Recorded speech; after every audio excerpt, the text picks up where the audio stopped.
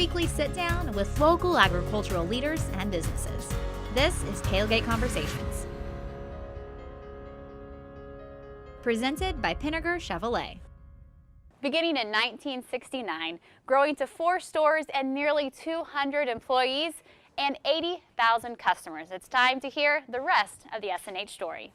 So 50 years is a long time to be in business, and today, employing nearly 200 employees, you've been a part of S&H for 28 years, and I understand it all started right here at this counter? It was right here, Jamie.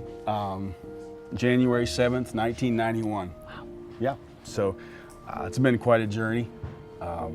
As a farm boy, I don't think anything could have fit me better.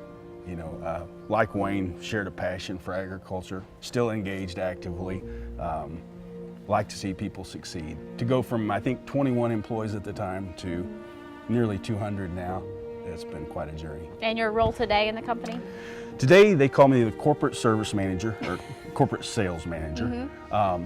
And I supervise the 4 stores, lead the team in sales, service, parts, really try to choose a good direction and encourage people, empower them, let them go to work, and help value the trade-ins, trucking fleet, all those things that you never dream about doing as you grow through life and you think, yeah, here we are. So over these years, what would you attribute to the success of S&H and how that has really been defined with the employees and customers? So I think the success started with Wayne, and you know, he's been like a second father figure to me, and I've really tried to listen to him through all of life, not just in business, but in life. And so he was always looking for ways to succeed in his own operation, mm-hmm. and then sharing those with every customer that he got in contact with. Just a conversation about how you can succeed in your farm operation, what makes a difference. And he was always looking for things that added value to an operation, either made you more profitable, more efficient, more comfortable, added scale, any of those things. But it's always been value. He's always looked for things with value. And that was deeply instilled in our operation. We always said that it was better to make 2 quick nickels than 1 slow dime. And that was something that Wayne said a lot. And it's been a grounding philosophy of business for us. Well, over the years, you've transitioned into a leader in the company, but your team leader has always been Wayne. So how is he, or what has he instilled in you professionally and personally that, you know, is truly heartfelt? Yeah, like I said before, Wayne is like a second father to me, but as a business leader, many things. Number one, we're going to treat people the way you want to be treated. The application of the golden rule, I think it's core to the business value. Don't ask an employee to do a job you're not willing to do. Bid on what you see with your own eyes and feel with your own hands. Those kind of things. You know, I can remember as a newlywed or a young parent, Wayne was always making sure that we were prepared for Valentine's Day and weren't forgetting birthdays, because he wanted us to be successful in our personal life as well as our business life. You know, and he would say, get involved in your community. You know, make a difference.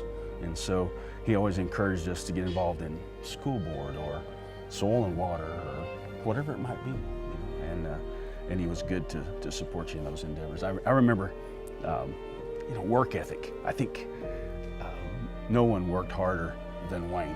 There were many times as a young sales guy, we'd have a program that we would be here at 10 o'clock at night, writing tickets, doing sales work. You know, all the programs were handwritten at that point in time. I remember one December 31st, we were right down to the wire, and we had a big deal, and the deal had to be postmarked December 31. Mm-hmm. So I got it done about 10:30 that night and drove to Springfield to the post office because it was the only place open I could get a stamp on it. And so those are some of the neat things that down through life that just made cool stories. Yeah, and he was here right beside me the whole time. Just, I think the overwhelming thing was I don't know of anyone who wanted other people, customers, employees, family, to succeed, and he never had a single jealous moment. He never envied anyone else's success. He wanted to create it for himself and everyone he touched. So who is Wayne Schnelly? You know, the big key thing about my father, you know, even at 87 today, he's passionate about agriculture.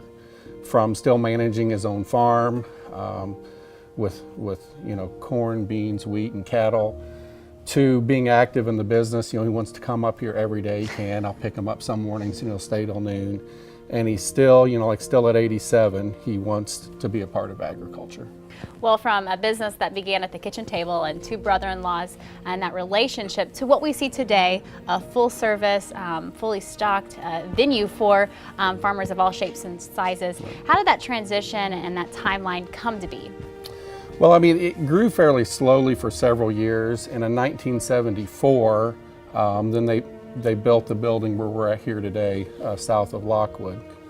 Well, you mentioned the Missouri State Ag Department and you know, the involvement with FFA, and I know that was a foundation for your dad. So when it comes to the community and that, not just the business, but the extended community and then the expansion of stores, those two organizations have been key. Yes, and you know, my father, a lot of his passion came from FFA.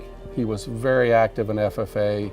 That would probably been in the late 40s, early 50s. You know, he was a chapter officer, he was state FFA president, he was in the first FFA National Chorus, and you know, FFA was his passion. Through the years, we've always been active in 4-H and really active with the Ag Department at Missouri State. He was on the advisory board there, and it's just a great place for Southwest Missouri for people to learn about ag and embrace ag. So he's really done that all through his life, is just a true passion for agriculture in many different areas. I was always really wanting to find out an improvement rather than just keep doing the same old thing all the time. So that really made a difference when you're doing it yourself. You can figure out what you need to do to improve it all the time. What's been the most enjoyable part, most enjoyable memory over these years, building these businesses and creating this team, this family?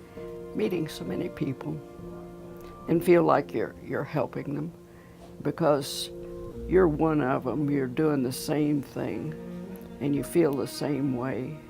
And so it wasn't like we came from the city and started this or something. This was home, and these were neighbors. So looking back over those many years, did you ever have an idea back then that you would have 4 stores across Southwest Missouri and that you'd have, you know, over 80,000 customers and over 200 employees? Not at all. My theory back then, when he was so ambitious, was I said, we'll do it as long as we do it under one roof. We're not having another roof. Until Eric came along and he said, Mom, Springfield store is available and we need it. I said, okay. So that blew my theory right there, and I haven't been a bit sorry. It was nice that you know, when Eric graduated, that he was interested to do it, and that is really nice when you have one of your family. And he has always been really good with people, you know, and that's worked out great. And he learned that from you too. Yeah, I think so. You know, being a farmer myself, I could see all the things that people needed, and we would have them here. We was always the first one to try something and make it work. So they come in a lot and say, well, what do you think about this, or what do you think about that? And, you know, give them honest advice to it, and it worked. He trusted you. It's almost like being a teacher to them. And, so that's the thing that I really enjoyed. I always told people, I said, don't be afraid to try something, but if it don't work, quit. Don't keep doing it.